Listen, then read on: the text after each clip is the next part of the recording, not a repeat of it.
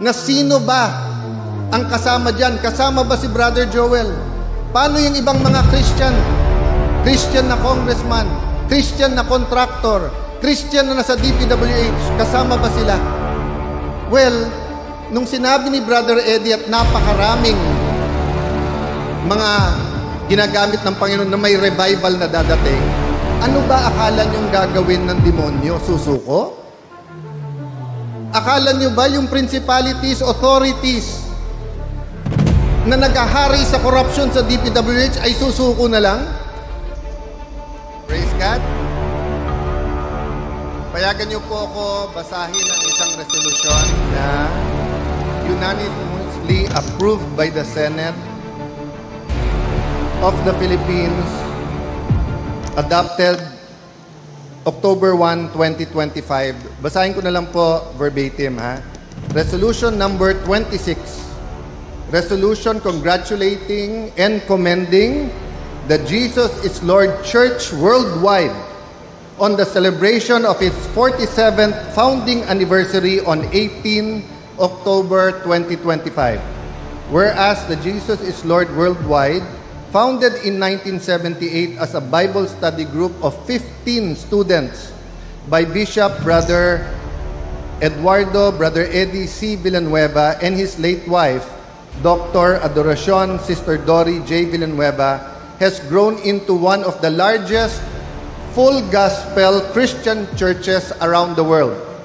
Whereas in 47 years, the JLCW has established chapters in all 16 cities and 1 municipality in Metro Manila, in 82 provinces of the Philippines, in 74 countries across Asia, Europe, Africa, North and South America, and Oceania. Whereas the Jesus is Lord Church worldwide has faithfully pursued its mission. Take note po, doon po sa medyo nagdadamdam ngayon or medyo nakri-criticize sa pagiging JIL. Take note of these words. Whereas JILCW has faithfully, pakisabi sa katabi mo, faithfully. Faithfully pursued its mission to bring all people to the kingdom of the living God, regardless of race, status, belief, and religious affiliation through the saving, healing, delivering, and transforming word, power of the Lord Jesus Christ. Harnessing television, radio, and internet-based platforms to proclaim the gospel. Whereas JLCW also contributes to nation building through the Jesus is Lord Colleges Foundation, Incorporated, educating a new generation of competent and values-driven Filipinos. And through its iCare Compassion Ministries, which implement poverty alleviation, disaster response, and community care programs nationwide.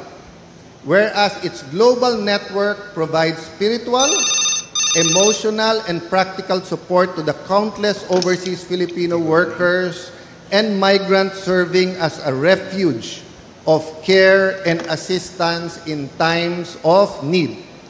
Whereas JILCW remains a steadfast moral voice. Pakisabi po niyan, ang Jesus is Lord Church worldwide is a moral voice in Philippine society. Pakisabi sa katabi mo, moral voice. Bawal po ang paos. Bawal po ang hindi nagsasalita sa JIL. Kasi JIL is the moral voice in Philippine society, offering biblical counsel on matters of spirituality, family, governance, while its 47th anniversary theme, Holy Spirit Breakthrough. Pakisabi sa katabi mo, Holy Spirit Breakthrough. Highlights transformation and renewal for individuals, families, and the nation. Now therefore be it resolved by the Senate of the Philippines to congratulate and commend the Jesus is Lord worldwide on the celebration of its 47th founding anniversary on October 18, 2025. This resolution was adopted unanimously by the Senate on October 1, 2025, signed by the Senate President of the Philippines, Vicente Sotto III. So maraming salamat po sa lahat ng kapwa senador. With the permission po of our beloved Brother Eddie Villanueva, lahat po ng mga kapatid na pastor, Bishop Leo, Brother Joel Villanueva, Mayor, Pastor Doming, magandang hapon po sa inyong lahat. Napakinggan niyo po ba yung message ng Senado? Did you listen po to the words nung binabasa ko? How about sa news po? Nakikinig din po ba kayo? So kung medyo pauulit ko sa inyo yung binasa ko sa resolusyon, may mga mauulit po kayo, di ba? And of course, nung pumalakpak kayo or nung tumaas emosyon nyo, ibig sabihin, narinig nyo yon, you agree. What about sa news? So pag pinakinggan nyo na sobra ang kurakot at sobra ang ghost projects, natandaan nyo, narinig nyo yon, di po ba? Nung narinig nyo po ba yon at narinig nyo ng ikulong ang mga kurakot, do you agree? Isauli ang pera, you also agree, hindi po ba? Nung sinabing si Brother Joel kasama doon, napakinggan nyo yon? Mahina yung yes. Ako, tingin ko napakinggan nyo yun. Napakinggan nyo yon? Nag-agree ba kayo na kasama siya doon? How about yung salita ng Diyos po ba? Napakinggan nyo po ba? So yun po ang message ko sa inyong maikling message ngayong hapon. Bakit po? Last year po, wala ako dito physically. Pero tandang-tanda ko po, dahil hindi lang po si Brother Bishop, Brother Eddie, ang ginamit po ng Panginoon at ng Banal na Espiritu sa pagsasabing parating na ang revival sa ating bansa. Naalala niyo po yon? Naalala niyo yon? Last year, mas malakas pa ang hiyaw niyo nun nung sinabi ni Brother Eddie, there is a revival and it is here. And welcome the Holy Spirit. Eh bakit last year mas malakas ang palakpak?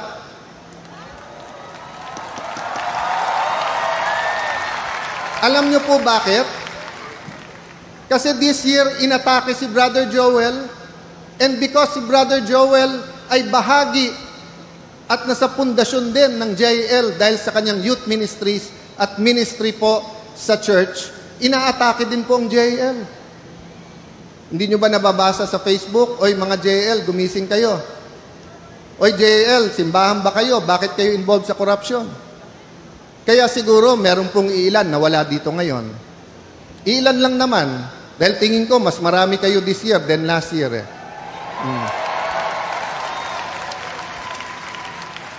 Mas malakas din ang palakpak because we are emotional, we are humans.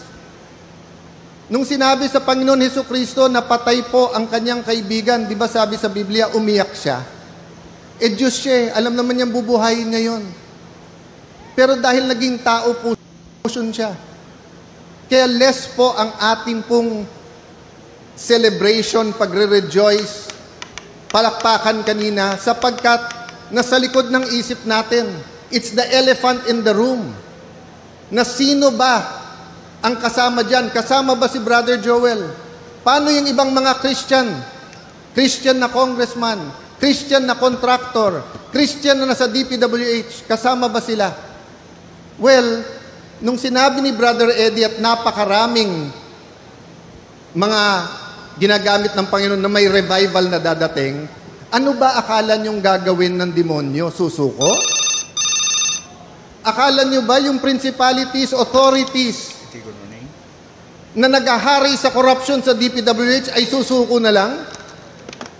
Kailan ba sumuko ang corruption sa Pilipinas? Kung titignan niyo po, minsan. Ang Lord mas maganda strategy kaso sa demonyo. Ang demonyo, never niya kapantay ang Panginoon. Ang kapantay ng demonyo ang mga anghel. Kasi anghel din siya na binani siya, hindi ba? Pero hindi niya kapantay ang Panginoon.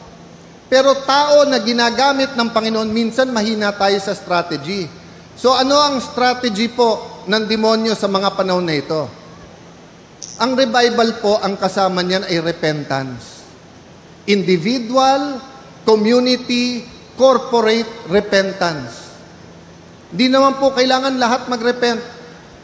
In terms of corporate repentance, tignan niyo po nakalagay sa Bible, if my people, hindi sinabi po ng Panginoon, if Luzon, Visayas, Mindanao, if 110 million people repent, I will heal your land. Hindi po. Ang nakalagay doon, if my people. So anong ibig sabihin nun? Pag-aaway-awayin tayo ng demonyo. Ang una niyang titirahin mga Kristiyano.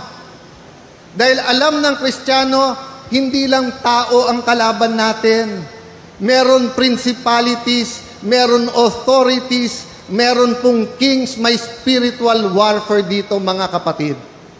Kaya ako tinanong, nakikinig ba kayo sa news? Nakikinig ba kayo sa radyo? Nanonood ba kayo ng TV? Nagbabasa kayo ng Facebook? Kasi sa mga panahon po ngayon, kung sila pakikinggan natin, talo na tayo. Pero kung salita ng Diyos ang ating papakinggan, nakikita mo na, bawat bira sa JAL ang natutumba yung demonyo. It's your choice, mga kapatid. Hindi titigil ang bira sa inyo. Hindi titigil ang bira. After magsalita ni Joel ngayon, magpapalakpakan tayo. Pero maniwala kayo, lalong lalakas ang bira sa kanya. Bakit? Balakid siya sa gusto ng demonyo. Gusto ng demonyo, kahirapan, corruption, abortion, divorce, sugal. Hindi lang ngayon sugal na physical, online. Nagpa-survey po ako. 88 to 92% ayaw na ng sugal na online. Anong problema? Natabunan na ng corruption wala bang corruption sa BIR? Wala bang corruption sa customs? Wala bang corruption sa kahit saan natin tingnan sa bansa? Malilinis ba yan pag flood control lang? Hindi po. Kaya yung galit po natin, kung political ang problema, political ang solusyon. Pero mga kapatid, ano problema? Spiritual o political? Kung hindi tayo naniniwala sa Diyos, at naniniwala tayo tao lang yan, madaling isolve to. Pero kung naniniwala tayo may mga spirito sa likod nito, and this is part of the spiritual battle, then, mga kapatid, pumalakpak tayo sa revival pero humanda tayo sa gera. Pero may sikreto po ako para sa inyo. Sabi ng Panginoon, panalo na tayo Nagbibilang na lang ng oras ang demonyo. Ang Pilipinas po ay will be renewed. The Filipino heart will be revived. Churches will be reformed. Ang question lang is when. Until we bind together as a body of Christ, as a Christian community. So mga kapatid, in congratulating you sa inyong anniversary, medyo mahirap itong taon na to. Pero alam nyo po, excited ako next year. Kasi sabi sa Bible, there's a season for everything. Etong season na to may panggigiba. Unfortunately, hindi lang yung demonyo ang nagigiba. Good people nagigiba ngayon. But it's only a season. And next anniversary po, I'd like to be here with you because I'd like to see 100% rejoicing because the revival is sweeping our nation. Magandang hapon sa inyo. God bless you more and more and more.